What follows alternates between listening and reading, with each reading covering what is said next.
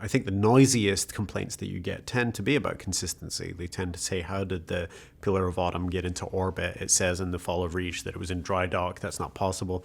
And, we often, and even when you're looking at faults, and that's a real one, by the way, that's a real example, but we thought about it. We're like, could the Pillar of Autumn have gone from its dry dock to this orbital? I mean, whether it was described or not, was it physically possible? And sometimes we think about that stuff.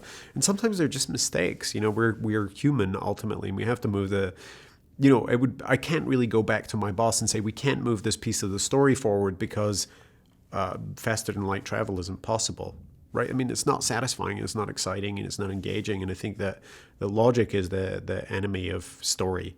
Stories are, I often get people who complain about a movie and they say, well, isn't it kind of a big coincidence that the toughest cop from New York happens to be at Nakamoto Plaza that day? Well, you're right. Most days he isn't, and then there's no story, and that happens every single minute of the day. Stories are coincidence.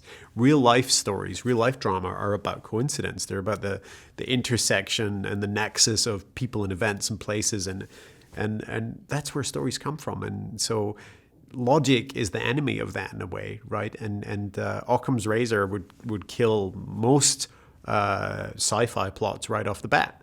And so we have to find a good balance between having a compelling, exciting, immersive narrative and being more science than fiction.